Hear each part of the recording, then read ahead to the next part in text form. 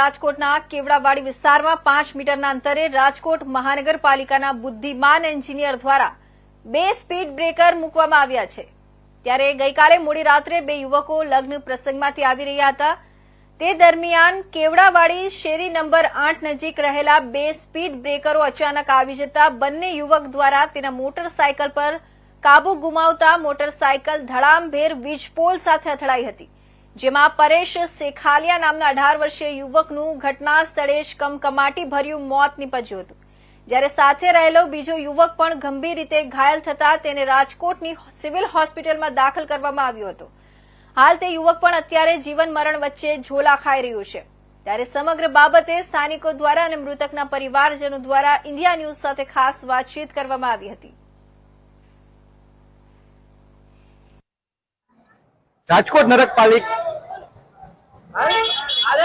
નગરપાલિકાના વાકે શેખલિયા પરિવારના એક વાલ ચોયનું મૃત્યુ થયું છે અને બીજો જીવન વચ્ચે ઝોલા ખાઈ રહ્યો છે। મારી પાસેના જે દ્રશ્ય છે તે જોઈ રહ્યા છો કે રાજકોટનો કેવડાવાડી વિસ્તાર છે કે જ્યાં આ વિસ્તારમાં એકી સાથે 2 સ્પીડ બ્રેકર 5-5 મીટરના અંતરે મૂકી દેવામાં આવે છે। ત્યારે ગઈકાલે જે સવારના સમયે જે 2 યુવકો છે તે લગ્ન પ્રસંગમાંથી પાછા ફરી રહ્યા હતા, ત્યારે તે દરમિયાન અચાનક સ્પીડ બ્રેકરમાં તે બંને યુવકોનું બેલેન્સ ગુમાવતા બંને યુવકો છે તે ગંભીર રીતે વીજપોલ સાથે અથડાયા હતા, જેમાં ઘટના સ્થળે એક વ્યક્તિનું જ મોત નીપજ્યું હતું અને બીજો વ્યક્તિ ગંભીર રીતે ઘાયલ થયો હતો। ત્યારે અમારી સાથે પરિવારજનો છે, આપણે એમની સાથે વાત કરીશું। બેટા, શું સમગ્ર બનાવ બન્યો હતો અને કઈ રીતે ખબર પડી?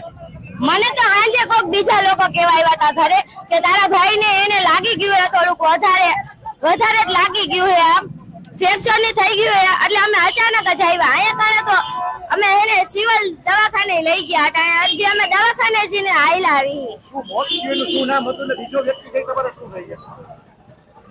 એનું નામ પરેશ, એનું નામ પરેશ છે, પરેશ શેખલિયા, અને બીજો એને સુમિત પરમાર। અન્ય આપણે એમની સાથે વ્યક્તિ છે પરિચય, એમની સાથે વાત કરીશું। બેન, શું સમગ્ર ઘટના બની હતી અને બંને વ્યક્તિનું નામ શું છે, શું કરે છે અને ક્યાં જતા હતા ઘટના બની છે? એનું નામ સુમિતભાઈ એક અને એક ગુજરી ગયા, એનું નામ પરેશભાઈ છે અને એક બીજો ભાઈ હતો અર્જુનભાઈ, એને કઈ વધારે વાંધો નથી। એક છોકરો ગુજરી ગયો છે પરેશભાઈ હે ને, અને એક છોકરો સુમિતભાઈ હે ને એ અત્યારે સિવિલમાં દાખલ છે, વધારે લાગી ગયું।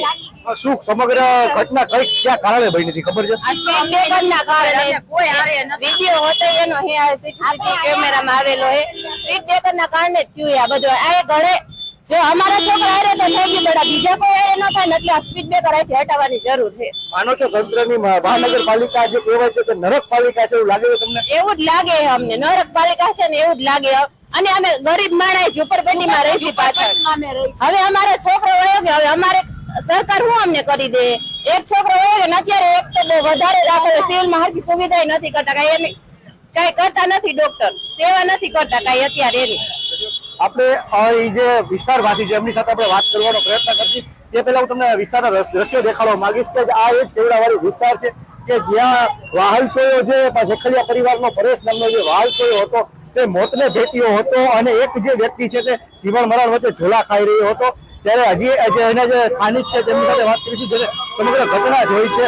શું વાત મોટાભાઈ, શું આખી ઘટના બની હતી, તમને કઈ રીતે ખબર પડી આખી? કાલ રાત્રે આ બનેલું છે અને આજ સવારે હું ઘટના સ્થળે આવ્યો, જે મારા મિત્રની દુકાન છે। અમારા સીસીટીવી ફૂટેજમાંથી તમે જોઈ શકો છો કે આવી ઘટના બની ગયેલ છે કે જે 5 મીટરના ગાળામાં આપણે 2 સ્પીડ બ્રેકર બનેલા છે એ ન હોવા જોઈએ।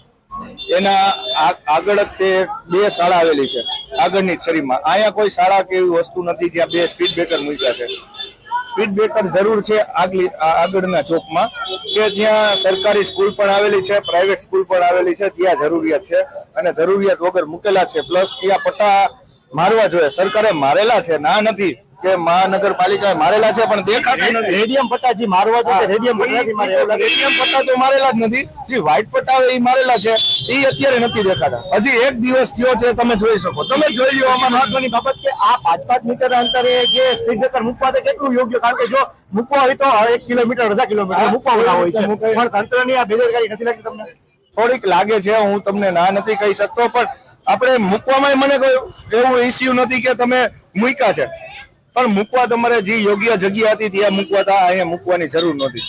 ધન્યવાદ. તો હું તમને જે દ્રશ્યો છે તે દેખાડવા માંગીશ કે જે વિસ્તારમાં જે આ ઘટના બની હતી કેવડાવાડી વિસ્તારમાં, અને જે ઘટના સ્થળેથી જે બંને યુવક છે તે પટકાઈને જે તરફ જે આજાથી આવી રહ્યા હતા અને પટકાઈને આ બાજુ પડ્યા હતા, તેના હું સ્પીડ બ્રેકરના દ્રશ્ય દેખાડવા માંગીશ કે આ એ જ બે સ્પીડ બ્રેકર છે કે જ્યાં બંને યુવકો છે તે આવી રહ્યા હતા અને જે બે સ્પીડ બ્રેકરોમાં કાબુ ગુમાવતા તે વીજપોલ સાથે ધડામતે અથડાયા હતા. આ કેવડાવાડી જે 8 નંબર વિસ્તાર છે ત્યાં જ સમગ્ર ઘટના બની હતી. ત્યારે આ જે નરકપાલિકા કહેવાય છે તેના પેટનું પાણી નથી હલતું. બેરી મૂંગી ગણાતી આ નરકપાલિકા ના પેટનું કેમ પાણી નથી હલતું? કારણ કે બે જે બાલચોયા પરિવારના જે છે તે અત્યારે જીવન અમારા વચ્ચે ઝોલા ખાઈ રહ્યો છે અને એક તો મોતને ભેટ્યો છે. ત્યારે હવે આ બાબતે તંત્ર કેટલું સફાળું જાગે છે અને આવા જે કામગીરી છે તેના ઉપર ક્યારે રોક લગાવીને જે જવાબદારો સામે કડક પગલાં લે છે તે જોવું રહ્યું. પ્રતિક લીંબાણી, ઇન્ડિયા ન્યૂઝ, રાજકોટ. તો બનાસકાંઠા